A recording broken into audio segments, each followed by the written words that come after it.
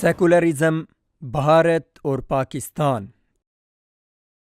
ملک خداداد پاکستان میں مذہب پسندوں کو سیکولرزم کی مخالفت کا طعنہ دیا جاتا ہے، جبکہ بھارت میں انہی مذہبی جماعتوں کے ہم خیال اعلانیہ سیکولرزم کی حمایت کرتے ہیں۔ تو کیا یہ کھلا تضاد نہیں؟ بلکہ اب تو ایک قدم آگے بڑھاتے ہوئے یہ حضرات فرمانے لگے ہیں کہ جغرافیائی حدود سے عقائد نہیں تبدیل ہو جاتے، یعنی سیکولرزم کے حوالے سے جو دلائل یہاں مؤثر ہیں انہیں بھارت میں بھی مؤثر ہونا چاہیے۔ ہم یعنی پاکستانی سیکولرزم کی مخالفت اور اسلامی ریاست کا مطالبہ تین وجوہات کی بنا پر کرتے ہیں۔ ایک تو یہ کہ پاکستان بھاری مسلم اکثریت والا ملک ہے، یہاں کی سماجی بنیادوں میں مذہب اور مذہبی تہذیب رچی بسی ہے۔ یہ مسلم اکثریت چاہتی ہے کہ ان کے فیصلے، ان کا آئین، قوانین اور آرڈیننس سب اللہ اور اس کے رسول صلی اللہ علیہ وسلم کے بتائے طریقے کے مطابق بنائے جائیں۔ یہ مسلمان الہامی دانش پر مکمل بھروسہ کرتے ہیں اور انسانی عقل و دانش کو قرآن کے سامنے ہیچ اور عاجز سمجھتے ہیں۔ دوسرا یہ کہ پاکستان اسلام کے نام پر بنایا گیا ایک ملک ہے۔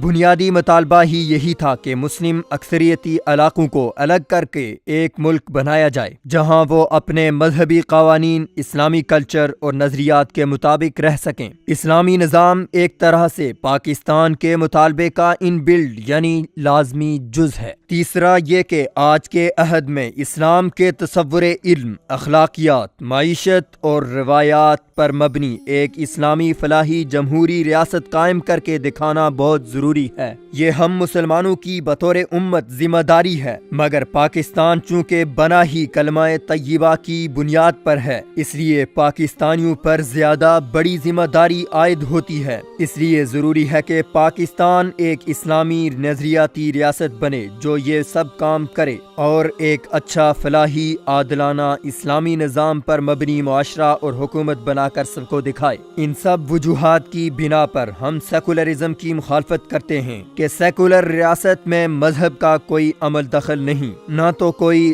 سیکولر ریاست ملک میں اسلامی نظام قائم ہونے دے گی اور نہ ہی وہ شہریوں کو اسلامی اخلاقیات اور تعلیم و تربیت فراہم کر سکتی ہے۔ سیکولرزم لادینیت ہو یا نہ ہو، اس بحث سے قطع نظر یہ تو واضح ہے کہ وہ اگر پاکستان میں رائج ہو گیا تو دین اجتماعی معاشروں سے کٹ کر صرف گھروں تک محدود رہ جائے گا اور عملی طور پر لادینیت ہی آگے بڑھتی چلی جائے گی۔ اب رہی بات بھارت کی، بھارت ایک ہندو اکثریتی ملک ہے جہاں 70-80% کے قریب ہندو رہتے ہیں۔ کوئی احمق ہی 20-22% بھارتی مسلمانوں کو یہ مشورہ دے سکتا ہے کہ وہ یہ مطالبہ کریں کہ بھارت میں اسلامی نظام رائج کیا جائے۔ ظاہر ہے وہ وہاں اقلیت میں ہیں، وہ کیسے اسلامی ریاست کا مطالبہ کر سکتے ہیں؟ اگر وہ مذہبی ریاست کی بات کریں گے تو وہ صرف اور صرف ہندو ریاست ہوگی۔ کامن سینس یہ بتاتی ہے کہ ایسے میں ان کا لائحہ عمل کیا ہونا چاہیے۔ دوسری بات یہ کہ بھارت تقسیم ہوا تو بھارتی قوم پرست مسلمانوں نے کانگریس کا ساتھ دیا تھا اور وہ سیکولرزم کو سپورٹ کرتے تھے۔ سیکولرزم بھارتی آئین کا حصہ ہے، بلکہ بھارتی سپریم کورٹ کے مطابق یہ آئین کا ایسا بنیادی جز ہے جسے بھارتی پارلیمنٹ بھی تبدیل نہیں کر سکتی۔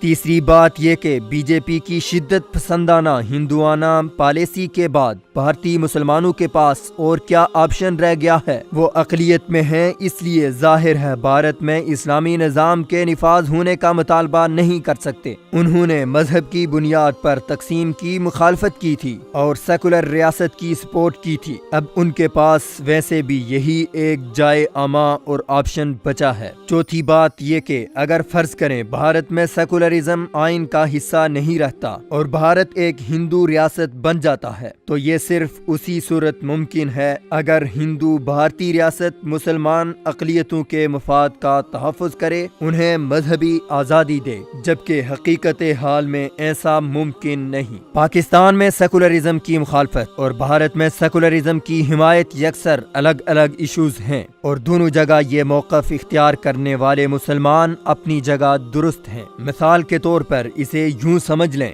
جیسے سندھ میں سندھی زبان سکولوں میں پڑھائی جاتی ہے، ظاہر ہے پیپلز پارٹی اس کی حامی ہے، لیکن اگر خیبر پختونخوا کی پیپلز پارٹی مطالبہ کرے کہ اس صوبے میں پشتو کو سکولوں میں پڑھایا جائے تو پنجاب کا کوئی دانشور اٹھ کر اسے پیپلز پارٹی کی منافقت کا نام دے اور دلیل یہ دے کہ سندھ میں یہ مختلف بات کر رہے ہیں اور خیبر پختونخوا میں ان کا موقف الگ ہے، تو یہ کتنی مضحکہ خیز بات ہوگی۔ ہر جگہ کے اپنے معروضی زمینی حقائق ہوتے ہیں، ان کے مطابق موقف میں تبدیلی آنا فطری بات ہے۔ حرف آخر یہ کہ ہر بات کی مخالفت کرنے اور طنز کے تیر برسانے کی بجائے کچھ باتوں کا کامن سینس کی بنیاد پر ہی سمجھ لیا جائے تو کیا برائی ہے، کتنا وقت بچ جائے گا۔